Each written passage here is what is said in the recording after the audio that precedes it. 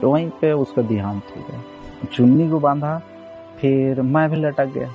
मतलब इस टाइप के घटना होने के बाद ना सर दिमाग काम नहीं। मैं तो जिंदगी मान चुका था कि जेल को, समाज ही गेम खेला है। आज आपको राकेश कोमरी की कहानी सुनाते हैं, जिनका कहना है कि जहर देकर मेरी गर्लफ्रेंड का रेप किया गया, वो मर गई तो फिर मैं जेल गया। जी हाँ, राकेश कोमरे छत्तीसगढ़ का रहने वाला। वो कहते हैं कि जिस दिन मेरी आंखों के सामने मेरी गर्लफ्रेंड मर गई, उस दिन के बाद से मुझे किसी चीज़ का आश्चर्य नहीं होता। राकेश कोमरे आदिवासी समाज से हैं। माँ बचपन में ही चल बसी थी। उनके 4 भाई और एक बहन है। पापा खेती करते थे और जैसे तैसे गुजारा हो रहा था। पढ़ने में मन नहीं लगता था तो राकेश कोमरे ने पढ़ाई छोड़ दी। राकेश कोमरे के चाचा गांव में लगने वाले बाजार में कपड़ा बेचते थे। वो रायपुर या कांकेर से कपड़ा लाते और गांव के बाजार में बेचते। राकेश कोमरे भी चाचा के साथ बाजार जाता था। उस समय उसकी उम्र लगभग 17 वर्ष थी। लेकिन हाट बाजार में पहली बार मुझे वो मिली। राकेश कोमरी अपनी गर्लफ्रेंड की बात कर रहे थे। वो एक पैसे वाले घर की लड़की थी। अपने पापा या भाई के साथ बाजार शॉपिंग के लिए आती थी, एकदम फिल्मी स्टाइल में। राकेश कोमरे एक दूसरे को देखते थे और बिना बात किए ही मुस्कुराकर चली जाती थी। यह सिलसिला 6 महीने तक चला। फिर एक दिन राकेश कोमरे ने हिम्मत करके उसका फ़ोन नंबर मांग लिया, जिसके बाद दोनों के बीच बातचीत करने लगी। प्यार बढ़ा और फिर घर वालों को हमारे रिश्ते के बारे में पता चल गया। मेरे घर में कोई पूछने वाला नहीं था, लेकिन उसके घर में रोज़ हंगामा होने लगा। इस वजह से परेशान रहने लगी। मैंने हाट जाना बंद कर दिया।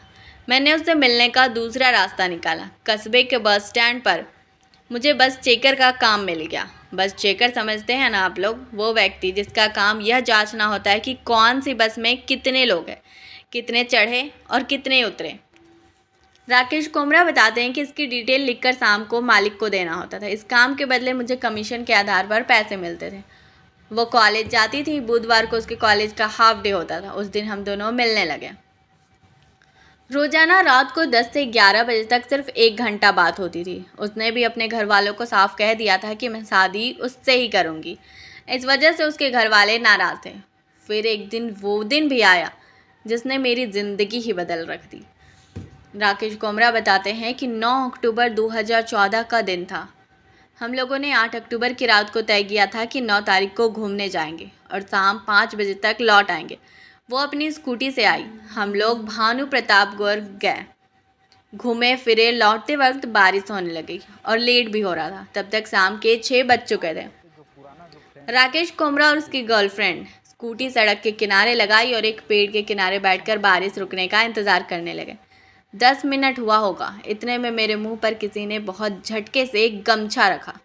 मुझे आसपास 2-3 लोग दिखे। उसके बाद मैं बेहोश हो गया और फिर मेरी आंखें 4 घंटे बाद खुली। मैं जब जागा तो मेरा सिर भारी था और एक बाँह सूज गई थी। एकदम अंधेरा था और हमें जंगल के बीच ले जाकर मारने की कोशिश हुई। मैंने जब उसे देखा तो मेरे होंठ उड़ गए। उसके आधे शरीर पर कपड़े ही नहीं थे। उसका रेप किया गया था और उसे भी बाहों में जहर देकर मारने की कोशिश की गई थी। मैंने उसे हिलाया डुलाया और फिर उसके गीले दुपट्टे से पानी निचोड़कर चेहरे पर मारा। 5-7 मिनट में उसे होश आया और वो रोने लगी। जैसे तैसे हम लोग जंगल से निकले। थोड़ा बाहर आने पर मुझे जगह का अंदाज़ा लग गया था। हम लोग स्कूटी के पास आए। फिर मैं वहीं सूजा हाथ लेकर गांव के पीछे की नदी के किनारे आ गया। नदी किनारे बैठकर वो बस रोई जा रही थी। मेरे पास कोई शब्द नहीं थे। मुझे समझ नहीं आ रहा था कि उसे कैसे न्याय दिलाऊं। सच बताऊं तो दरअसल मैं ही कुएं का मेढक था। जेल जाने से पहले मैं अपने घर से अधिकतम 50 किलोमीटर दूर ही गया था। कभी कभार शहर की तरफ चले गए तो चले गए। इसी वजह से मुझे दुनिया, नियम, कानून का कोई आइडिया नहीं था। खैर, अब रात के 10 बज चुके थे और मुझे चक्कर आ रहा था। वो रो रही थी। उसे उल्टियाँ शुरू हो गई थी। वो हर दूसरे मिनट पर उल्टी करने लगी थी। जहर वाले इंजेक्शन की वजह से ऐसा हो रहा था। इस बीच वो एक ही बात रट रही थी, जीने से अच्छा अब मर ही जाना है। मैं उसे समझा रहा था और दिमाग भी चलाने की कोशिश कर रहा था कि क्या करना चाहिए। सच कहूँ तो मुझे कुछ समझ नहीं आ रहा था।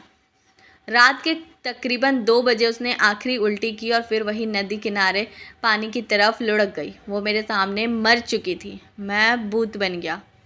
बस एक टक न जाने कितनी देर तक देखता रहा। सारी बातें याद आ रही थी। मैंने लंबी सांस ली और उसका दुपट्टा लेकर पेड़ पर चढ़ गया, गले में लपेटा और फिर डाल से लटक गया। मेरी नींद टूटी अगले दिन शाम को 7 बजे। मैं जब जागा तो मेरी बाह की सूजन कम हो गई थी। मेरा गला बुरी तरह से छिल गया था और दुपट्टा गले में ही लग गया था। बगल में पेड़ की डाल दुपट्टे के साथ ही टूटकर पड़ी थी। मुझे पता चल चुका था कि जिस डाल पर मैंने फांसी लगाई थी वो टूट गई है। उसकी बॉडी वहीं पड़ी थी। मेरी आंखों में आंसू आ गए और फिर से पेड़ पर चढ़ा। फिर मैंने सोचा कि अब नहीं। मैं उसकी लाश को छोड़कर वहाँ से भाग गया। बगल के गांव में एक रिश्तेदार के यहाँ गया। तब तक खबर फैल चुकी थी कि एक मारवाड़ी लड़की को आदिवासी लड़का लेकर भाग गया। मेरे रिश्तेदार मुझे देखकर दंग रह गए। उन्होंने एक रात गुजारने की से मिलना इजाज़त मुझे जुलना दी। नहीं मैं है ना, खाना खाया और सो गया। यार सुबह दोस्त 4 जो बजे पुराना वहाँ जो से निकला फ्रेंड है ना, और बस उनको भी पकड़कर छोड़ चुके हैं महाराष्ट्र हम छत्तीसगढ़ सभी। बॉर्डर पर सबसे चला बड़ी गया। बात मुझे कि भागने का समाज ही रास्ता गेम भी खेला उचित है मेरे नहीं साथ। लगा। वहाँ पंखाजुल में मेरा एक दोस्त रहता था जो आदिवासी समाज का हॉस्टल चलाता था। वो मेरे बचपन का दोस्त था। मैं जब उसके हॉस्टल में गया तो वो नहीं था। मैंने गेट पर उसका नाम बताया। वहीं उसके वार्डन वाले कमरे में जाकर चुपचाप सो गया। खबर तो उस तक भी आ गई थी जब उसके स्टाफ ने बताया कि कोई आपका नाम बताकर आपके कमरे में सो रहा था।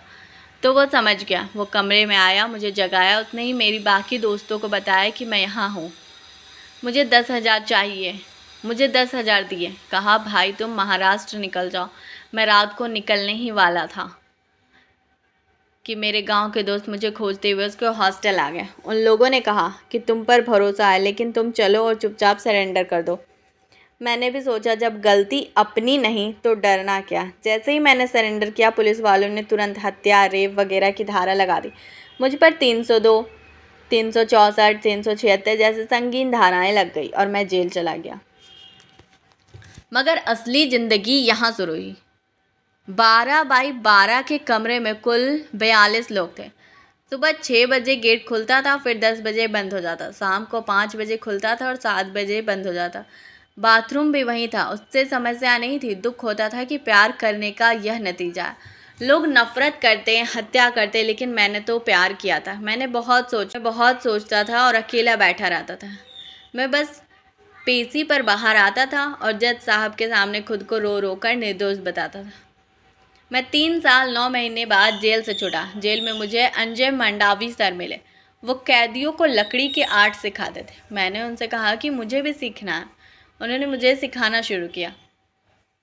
मैं दिन भर लकड़ी के आर्ट बनाता था और शाम को थककर सो जाता था। मुझे जब उसकी याद आती थी तो ज़्यादा मेहनत से आर्ट बनाने लगा। मुझे लगता था कि मेरा दिमाग जेल में रहने से खुलता है। अगर जेल नहीं आता तो जीवन को अलग नज़रिए से समझ पाता। लगातार पेशी होती रही और सच सामने आता गया। अपनी पीठ थपथपाने के लिए पुलिस ने आरोप तो लगा दिया था, मगर उसके पास बताने के लिए कुछ नहीं था। मैं बाइज्जत बरा हुआ। जेल से बाहर आया तो सबसे पहले अपने घर गया और पापा से मिला। उन्हें देखकर लगा कि कम से कम इनके लिए अब मैं कुछ कायदे का काम करूँगा। मेरे पापा की सड़क किनारे थोड़ी ज़मीन थी। मैंने यहीं पर खेती शुरू की। मुझे अब समझ में आ गया था कि खेती बाड़ी में नए प्रयोग करने से पैसे आएंगे। मैंने धीरे धीरे खुद को इधर कर लिया। बाजरा से लेकर मशरूम तक उगाए। कुछ पैसे आए तो मैंने एक पिकअप गाड़ी खरीद ली। आज मेरी उम्र 32 साल है। जेल से आए 4 साल हो गए हैं। अच्छा या बुरा जो भी कहें, इन सब के बीच एक चीज़ हुई है कि मुझे उसकी याद परेशान नहीं करती। यह भी सच है कि मुझे उसके बिना अच्छा नहीं लगता। जेल से आने के बाद मन से इतना मजबूत हो गया हूँ कि दूसरों की चिंता छोड़ दी है।